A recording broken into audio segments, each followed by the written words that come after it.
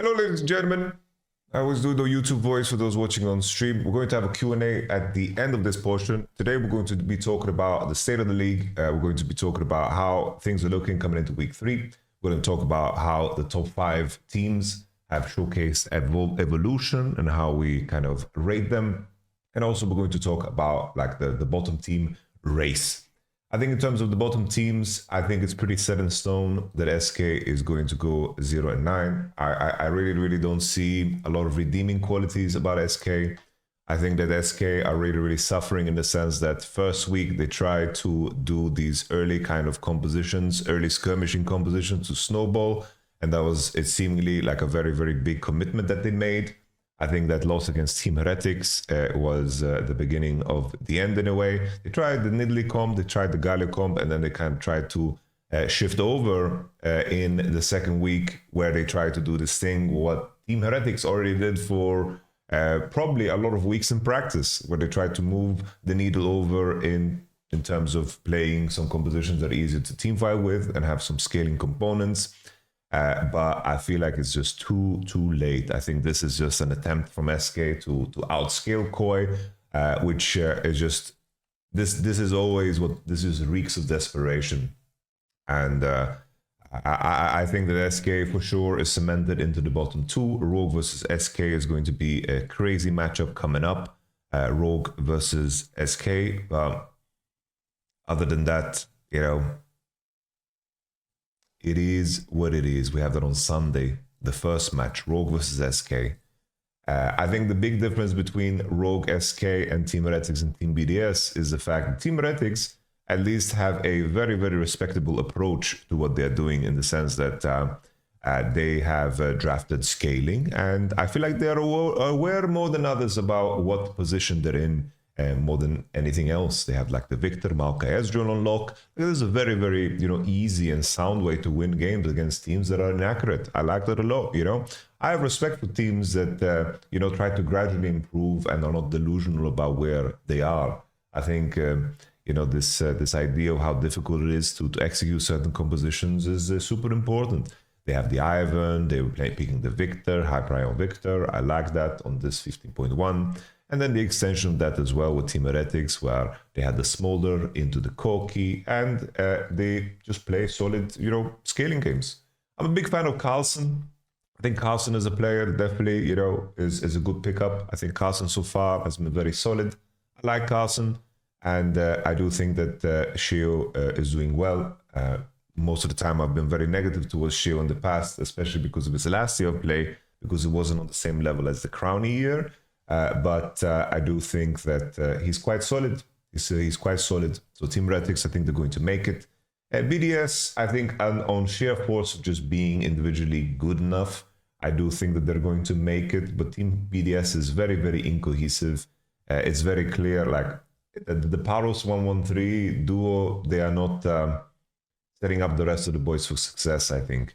I think Ice is clearly elo held on this team. But I think they have this issue where Team BDS is very similar to what Rogue was.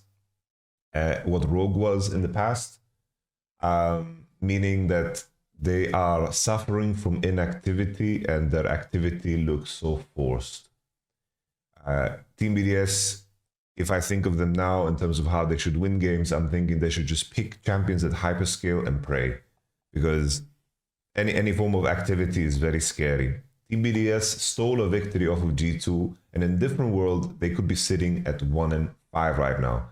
So Team BDS, I was hopeful about some signs in terms of like Paros having a solid rel game here and there, and I thought maybe Team BDS could be the team to break into top 5, but it's not gonna happen. I think this week was way too painful to watch, and looking at it in hindsight, if it wasn't for this throw from G2 with a 6k gold disadvantage, they would be sitting at 1-5 now, together with Team Rogue, and it just wouldn't be a thing. So, still, I think Team BDS, just on the sheer force of them being like two wins over Rogue and SK Gaming, I think that's going to keep them in the pocket. And BDS have a match against SK, so I think that that's something that they should be able to squeeze in.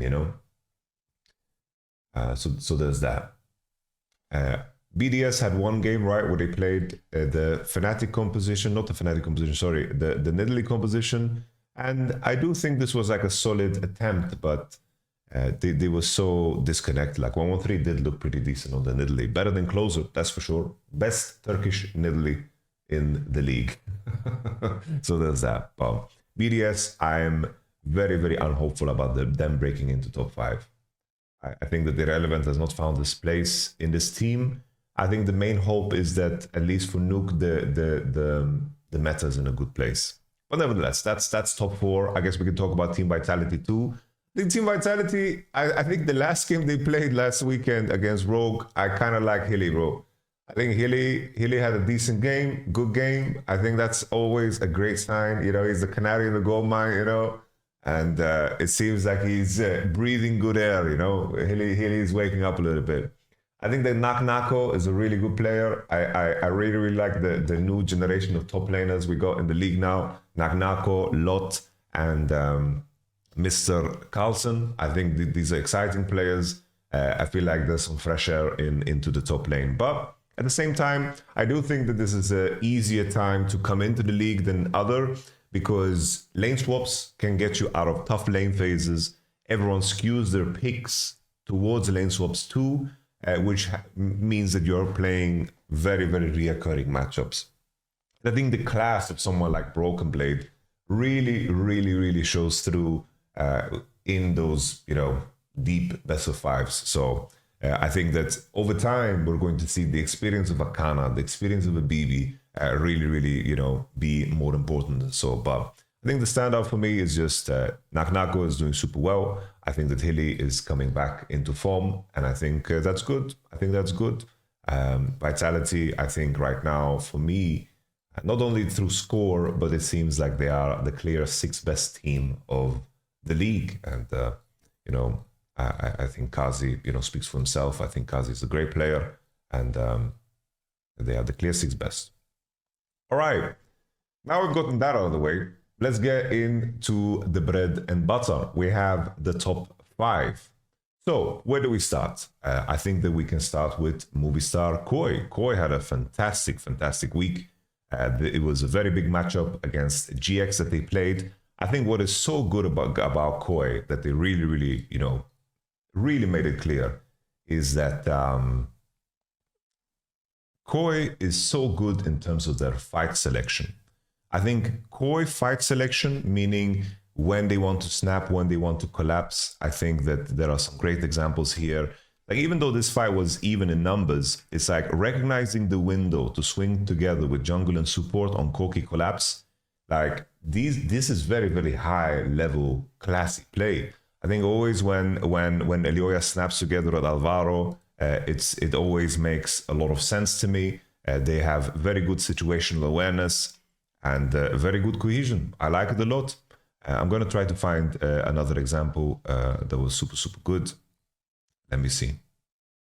Given that fight that they lost in the blue buff area of the enemy, where they commit on Ezreal, even that fight was pretty decent. Let me see here. I can find this moment. Just bear with me. Bear with me, lads. Bear with me. Bear with me. Even this moment, right? It's like, aesthetically, everything is in the right place. It's like, Elioya cues forward the moment he spots Akalia on top, and everyone seems to be in tune with this idea. Jojo Pune, not WEing here on Ezreal, right? He's definitely in range, is what changes the fight. But just in terms of the idea, it's like they are very, very good at just recognizing moments when the enemy shows on the wave. This is our space. We need to push them off. We need to snap. I think KOI does this insanely well. I think a player that I think goes under the radar for many, I want to praise Alvaro. I think Alvaro is so damn good. I think Alvaro together with Mickey in my mind are just like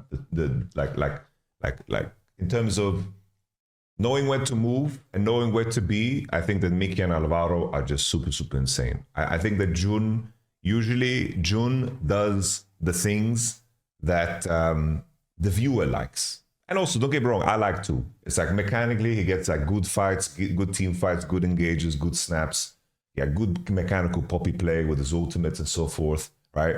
But in terms of like movement and really, you know, being sharp and pressuring enemy jungle and syncing with your jungle and finding moments to really break the game apart, I do think that Alvaro is super good. Like the Elioya Alvaro duo is still in full force, and I really like seeing that. So I think Alvaro deserves a lot of praise. In terms of the things I like about supports, like Alvaro and Mickey really stand out to me. So last week I mentioned I thought that KOI could be one of the teams that could drop off, but after this week it's not happening. Well, I think KOI, another detail of what makes KOI so damn good is that I think that in terms of what I believe draft should be like, I think that they are following the right recipe and they have the right pieces. So they have mage mid, melee support, fighter top, and then just utility jungle, right? Utility fighting jungle. I think that's a very good and streamlined way to draft. If you look at GX's side, they're doing this thing where this is basically a G2 draft, right? Really heavy melee composition that can only play one way, and I don't like these type of compositions. I think it becomes too hard. Akali cannot make any mistakes. You can't have a bad fight and you're going to fall off. Picking Poppy here is very dangerous because the enemy is already outranging you, right? Like playing K'Sante, Akali together, there's going to be compositions like this where you're going to be really murdered. I think a very good example is in the standoff that we see here, where basically blue side is just playing on Talia rocks and Talia Qs and Koki hits, and it's very easy for them to just keep a distance because the enemy has no efficient way of fighting back. They can't really fight back in the poke department. They can't really engage that easily, especially on the mid wave. The only thing really they have is Sejuani ult. If that doesn't land, there is nothing to offer. Another layer of this, right? If Sejuani ult is the only engage that you have, then it's very easy for the enemy to like keep track of it and be aware of it. So I think that you know, this is basically the G2 mistake, right? G2 did this in previous drafts too, so it's something to highlight. Another example of just rogue, I mean, KOI just following the same recipe. The KOI here, Ambessa, Zyra, Yone, Ezreal, Leona. Here it's a little bit more because they have double melee, but they have the range in the jungle position. So I think it compensates, you know, it compensates for it. You have the final game where KOI pretty much ran back the same draft. Here they pivoted to Koki AD, played it again, and then Hui mid. I think that this new version of Jojo Pyun playing the mages in the Azir and the Hui, I think is pretty damn good. Hui, I like this version of Jojo Pyun. I think it really fits for the team. Talia, Azir, Hui, I like it a lot. I think what Steph Curry said in the chat makes a lot of sense. I think that Vi is a champion that you shouldn't give to Elioya. I think this is something that should be banned, and I think it also helps him a lot. I think if you think back about KOI's loss, it was that one game against KC where KOI banned Vi themselves, and they ended up playing Xin Zhao, and they didn't have the same amount of power in terms of just pressing the button, you know? So there's that. I think KOI, draft read and understanding of their own identity, super good. The way they team fight and the way they snap, super good. And I want to give a special shout out to Mirwin. I think Mirwin has been the best Ambessa in the league. I think that's something that people should isolate. I think Mirwin and Ambessa is just fantastic. I really like it. Really like Mirwin and Ambessa. It's a good look after the K'Sante run at Worlds, so I'm super happy for him. All right, let's move on to, I guess, the next highlight. We have Fnatic versus G2. Fnatic versus G2. So to follow up on that thought about how G2 have been drafting, is like they ended up on these full melee compositions. You see here, Varus, Xin Zhao, Sylas, Renekton, Rakan. It's just one of those games where unless Sylas is 3-0, you're going to just auto lose the game. Those who don't know, it's like my Discord, it's like I always call out the predictions, and like I was razor sharp in the predictions coming into this post-draft. It's just one of those things where if Sylas doesn't get ahead, this game is over, and G2 have been drafting like that just like the previous week too. They had a Sylas game, you know. I really don't like that, and you just need to make sure that you have a little bit more range in your composition. I think picking Varus and Sylas is perfectly fine, but make sure to be the one to pick the Jace on 4 or Leona on 4 and give your composition a little bit more range to play with, because the Sylas spot is strong. Sylas is not the issue.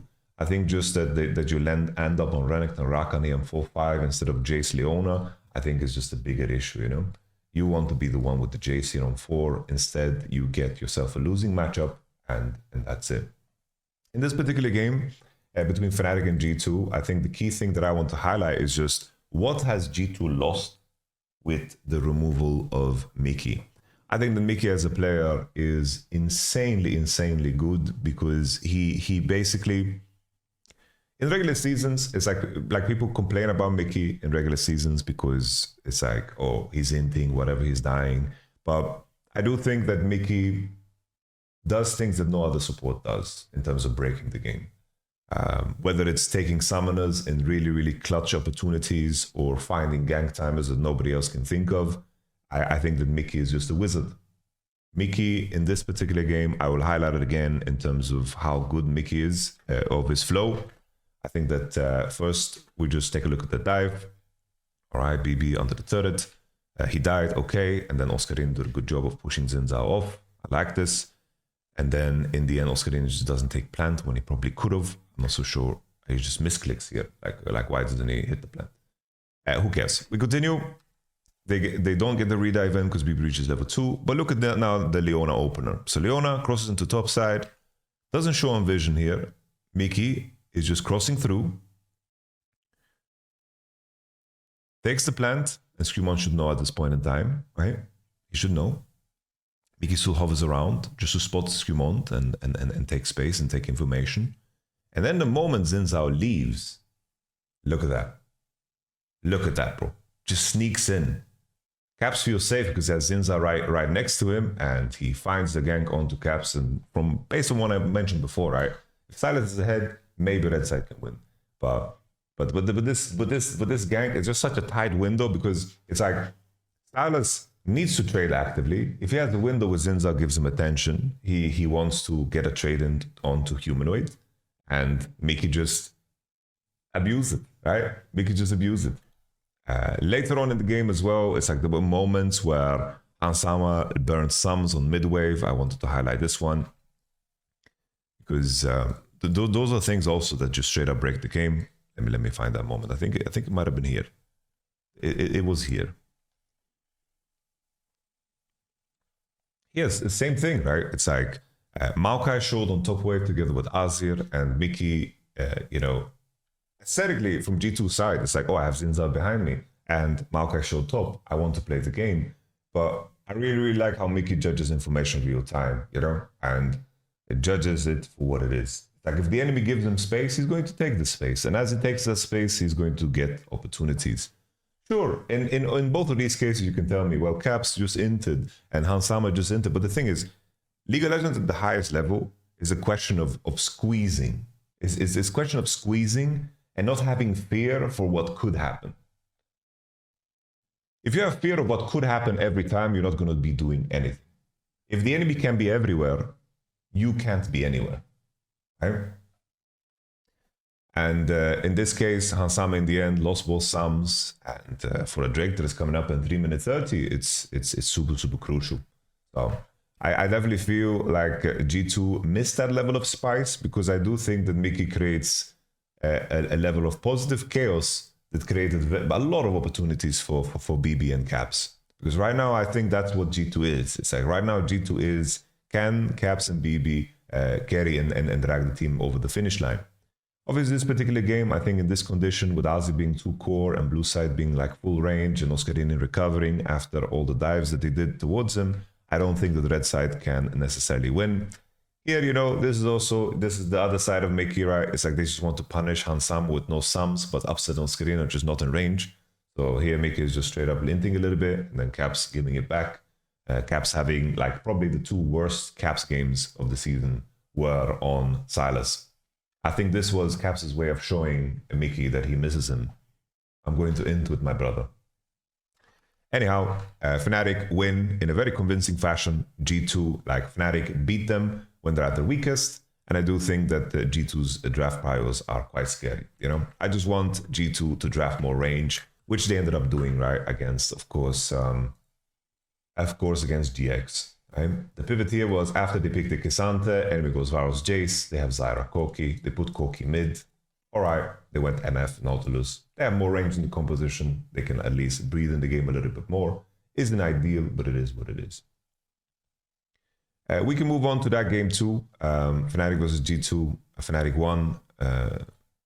Pretty easy. Humanoid had a good game. His Azir Classic. You know, I'm happy for him. Someone in the chat, usually I wouldn't comment on chat, but someone said Upset is more of a passenger ADC. Hans is a hard carry ADC. Both are players just need a different cast around them. I think that's a very, very weird take, bro. I think it's all meta dependent. And if you think about the 6 games they played so far about G2, did Hansama do anything memorable? He didn't do anything memorable. I think Hansama is mostly just slamming Varus and not being super impactful. While I think that the highlight reel of Upset and Kalist are so far above everybody else currently so far in the league that I don't think this is a phrase that you can really say. I think if you look at, for example, his Upset's Kalista game against BDS, like this was absolutely tremendous. This was tremendous. Insane gameplay here by Upset on the Kalista. Like I don't think that I would trust anybody else to carry the game with Kalista from that spot, right? Obviously, you're playing against a weaker team, but he got 3-0, and I was like, Fnatic's gonna win this still. I said it on the live view, so everybody can confirm that, you know. I think his Ezreal game was also tremendous. Upset is really good. I think saying Upset is a passenger ADC doesn't make any sense, because if you just look at his body of work, it's fantastic. And I think the main thing that Upset has over Hans is the fact that I think his champion pool is just deeper. I think his champion pool is deeper, and I think Hansama has the pocket picks where his that are strong for lane, but I don't think it works as well with Labrov as it does with Mickey. Because I think the key thing here for the Mickey and Hansama duo is the fact that, Mickey could carry games when he had Prio. Mickey carries games when he has Prio. I think that Labrov doesn't have the same magic so far. Labrov was very impactful on BDS, so maybe he can come back to that form, because I do think Labrov was the driving force behind the BDS early game, you know? So we shall see. Hansama would be like the closest thing we have to a European Gumayushi, while Upset would be the equivalent of a European, like, Viper. You know? Obviously, I get it, guys. Don't twist your panties. I'm not saying they're as good as them. I know that Viper and Gumayushi are way better than these homies. I get that. I'm saying in terms of what they are as players, you know? And I think that if you look at the league, if you look at some of the AD carries that are good, for example, Ice. Is someone going to tell me with a straight face that Ice is a bad player because BDS is losing, right? Ice is fucking good. It's just that you're very limited in what you can and cannot do as an ADC, you know? The same thing, I think Rahel is a solid player, right? It's like, right now it's a very team-oriented game, and as AD carries, you don't have the biggest level of agency, you know? I'm just talking about how they are as players stylistically, you know? So we talked about Fnatic, we talked about G2 figuring out their draft woes. That game they played against GX came with a lot of anger, right? Came with a lot of anger. I think that after Zyra got 3-0, we can just go back to that point in time. It was just GX's bot lane really playing bad, I think. Like really not paying attention to the timers. I think if you play Nidalee in such a game and the Zyra gets the 3-minute timer, so basically Zyra's biggest strength is actually finishes a clear so fast, it's like Carter speed, and straight up you just give a double kill like that. Feels rough, man. And then later as well, the just fight on mid where Jackie just wants to trade all in with Caps, and Caps is just playing on biscuit, right? He's just playing on biscuit. So really good, really good. And after this, I think it's just plain and simple over. I think that GX, if we just wrap up the G2 conversation before we go to GX, I think G2's biggest problem is their draft read. The draft read has been ass, really, really bad. They're just picking way too heavy melee compositions, and they are recognizing that. They just need to pick more scaling, honestly. Just pick more scaling. Don't over-index on compositions that all want to do the same thing. It becomes a little bit too difficult to play because fights are very easy to play. You can't outskill enemies the same way, macro-wise and fight-wise. Very streamlined. You need to have more scaling. They recognize this. Good movement in the right direction. G2 is still a contender. Still a contender. In terms of G2, I think it's clear that they are lacking the same magic as Mickey. But it is what it is. I think Labrov is serviceable. Skumond, I think Skumond is legit as fuck.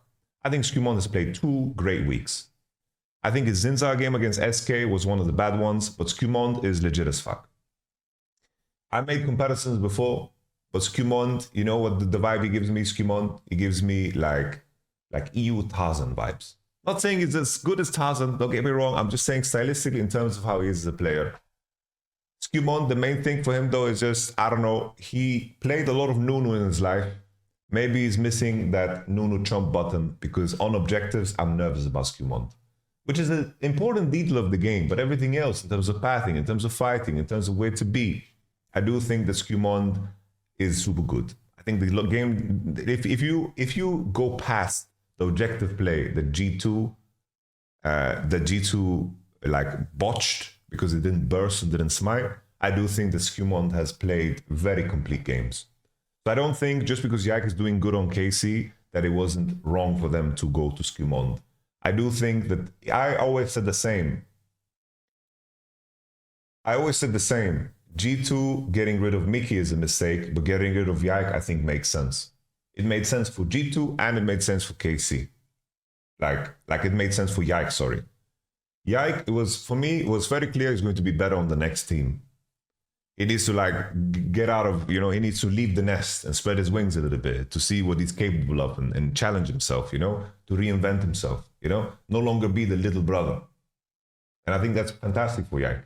But G2, I think Skumon was a good acquisition. But just Mickey is a player that is extremely, extremely special. Extremely, extremely special. I don't know how they're going to recover from that, Extremely special. Giants. So Giants lost 2 games this weekend. I think the main thing for Giants is they did some experimentation. I don't know if I want to call it experimentation or what it was, but Giants games, we start with their game against KOI. We already mentioned it. Full melee composition. I think that they were competitive in this because, we had some good Poppy ult, some good Akali moments. But this is a very hard game to play, bro. You're very, very short range with very little engage. How do you want to break Talia Koki realistically? It's like you have a Sejuani ult. That's all you have. Or Akali needs to find a miracle flank. But it's very difficult to play this game. Take a look at this fight that happens in the pit here. Take a look at this pit fight here. They are in the pit, right? In any other case, Mad Lions, Koi's composition, Koi's position should be bad. Look how they are hurdled up here in a ball. They're all hugging towards the wall. But the red side composition can do so little. In almost every other case, this is a bad position to be in. Koi. But you just have so little range, nothing, and that's it. They have no range, nothing. They need to enter the enemy sphere of influence and pay HP to even do anything. And at this point in time, look at the rock placement here. Rocks are put down. Your champions cannot dash. You cannot enter. In most cases, being in this spot as KOI is very bad. But you can see clearly here the GS composition just doesn't have enough, range and gas in the tank to really, really pressure this, So another one, right? And the next game that they played was just, this was also absurd from GX's point of view, right? It's Closer Nidalee. I never thought I'd see the day. Closer to me is the guy who does the dirty work. Nidalee needs to be treated like a princess on the Rift. She needs to get every opportunity ever, and she needs to just, So I thought Closer is going to be playing Maokai Sejuani for as long as he's allowed to, but this time around he went for the Nidalee.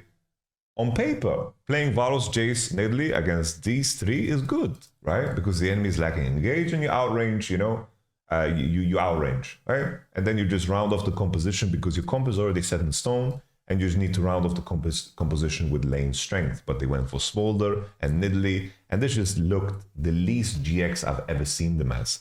So I don't want to sell off GX too soon because I do think that they had terrible prep coming into this week. But I do think a limitation for GX is in terms of how they evolve, in terms of how their map play evolves, how is it going to just evolve? That's the main thing. I feel at the beginning of the season, I did think GX is a team that is going to start off super well. But I do think when it comes to later in season, I do think a pairing like Razork and like June and Alvaro and Elioya, Mickey, Razork. I think these pairings are just going to outmaneuver the GX pairing. I think GX have very good individual players, and it's very evident in fights that they are super good. And right now, I think that the game state is in a good state to be a team like that. But I think in the long run, GX, it's hard for me to imagine that they're going to end up top 3. So we'll see. We'll see. Mechanically, they are fucking cold, though. I think that, you know, with BO1s, it's always so hard to judge. So hard to judge sometimes. And I think the main question for me will be just how will they evolve in terms of how they manage their early to mid game? Because I feel like their early game is a little bit too random, right? Their early game is a little bit too random. And in a lot of games, they've had to fight their way out of bad positions. And it's often often like a crazy Akali play, or a crazy Jackie play, crazy Popule, crazy Rel engage, or a crazy Rumble, you know? You know, if you begin to rely on crazy in the long run, you will suffer. All right, which team did we miss so far? KC had a very easy week, right? Very easy week. They played against SK, Rogue, and also Team Heretics. They played some bottom teams. I think that the first 2 games they played, they had like insane game speed. Kalist continuing to just show off, right? Kalist, Draven. Like, let me see if I can just find the highlight real quick. Like, here it is. Look at this, bro.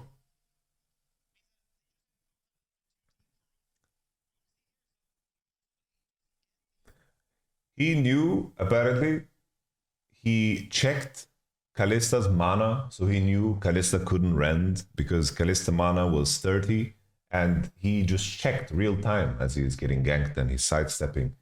I don't know, bro. This Kallista is the truth, guys. Kallista is the truth. I think that the weakest game he's played so far in the season is the game that they played against, I believe, Team Heretics. This was kind of a wonky game, but it's best of ones. I accept it. I'm not gonna judge them differently. I think that I think Yak did some bullshit this game. I think that Mr. Vladi did some bullshit this game. I think, of course, as well, the Ezreal. I think also Ezreal did some bullshit this game, you know? But Casey went 3-0. I don't think that you can complain much. I think a lot of the things that we said last week are also super true. I think mechanically they are super interesting to watch. I think Vladi had a fantastic week as well. I do think that, you know, they're chilling. I think Kana, it's like right now, Kana, bro, still, the Kana game against G2, I'm so sad he didn't get MVP. Bro, that's still stuck in my brain. Still stuck in my mind. I wish that was real, you know? I wish that was real. I guess we could look at the next matchups of next week. So we have SK versus BDS. I'm assuming BDS should win. I think BDS should win. Fnatic versus GX. I think in the short term, I do think Fnatic should win, but blue side is very powerful. I think Fnatic should be better. G2 should be better than Rogue. KOI should smash Team Heretics. KC should beat Vitality. Rogue versus SK. Honestly, I don't even want to predict this one. GX should beat BDS, no problem. I think it's so clear, top 5 versus bottom 5. Fnatic versus KC is a banger of bangers. I think Fnatic being blue side is a really big deal. I think that will help them a lot in terms of draft. I'm trying to think in terms of how it could potentially play out, because it's like the Fnatic game that they almost lost against BDS was very sloppy.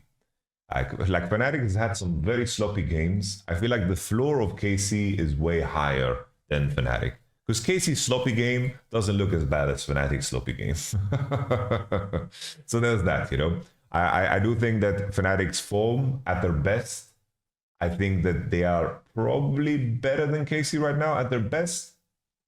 But at the same time, I think that the main thing that I could see KC having over Fnatic is that I think Kana is just way better than Oscarinin. Oscarinin is serviceable. Like Oscarinin is giving me Doran vibes. So don't get me, don't go too far. Like Doran, in the sense that I think that Oscarin's output in the game is relatively even regardless of his state. I think that's a good thing. Like he can go 0-5 on Jace and still be useful. But the issue is he's going 0-5. And if the enemy top laner is playing a useful champion and he's going to be 2-0 up and 30 CS up, and that's going to be giga impactful in the game, that shit can get dangerous very fast. And if Oscarin is going to be put in positions where he gets dove and he's going to not have the punish on the back end, or the defense, or the late wave state to defend it, I think that Kana can really run games. Kana can really run games.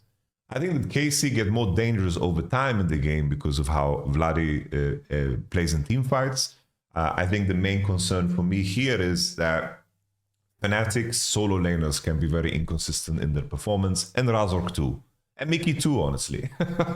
So I think just Fnatic's floor is way lower than KC's current floor. Like Fnatic can show some dirtiness, some real dirtiness.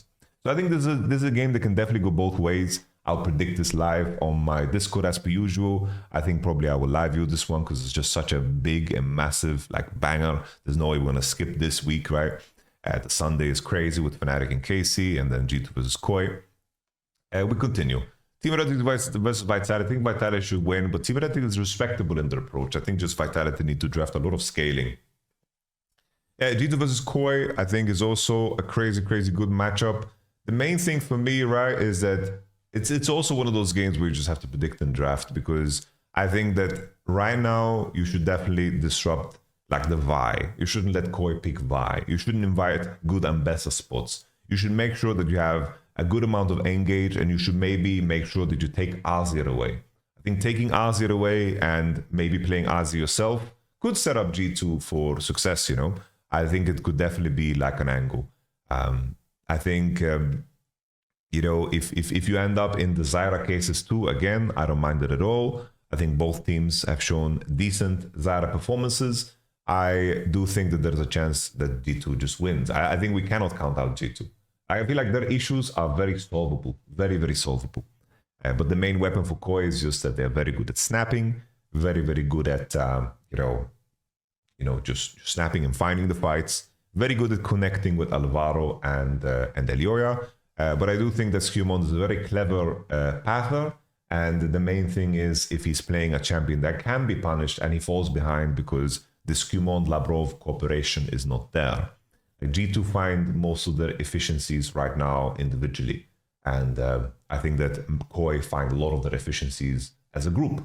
So it's going to be interesting to see these two styles clash. I think that the main approach against KOI is that you just want to deny Elioya a lot of agency, you know? A lot of agencies. Which is, of course, Vi. So it was the same with Mad Lions, you remember, in 2023 when they won the split. It was like the Vi Gragas combos, right? With Minisky playing Gragas mid. Okay, Vitality versus GX wins, KOI win versus Rogue, KC versus BDS, KC win, G2 win, Fnatic win. A very simple day. I think this is going to be the big banger. And then we're going to have, of course, a seeding phase. With that being said, we're not going to do a Q&A this time around because scrims are starting. Please leave them in the comments below on the YouTube video that is coming out. Thank you so much for watching, guys. Thank you so much for supporting.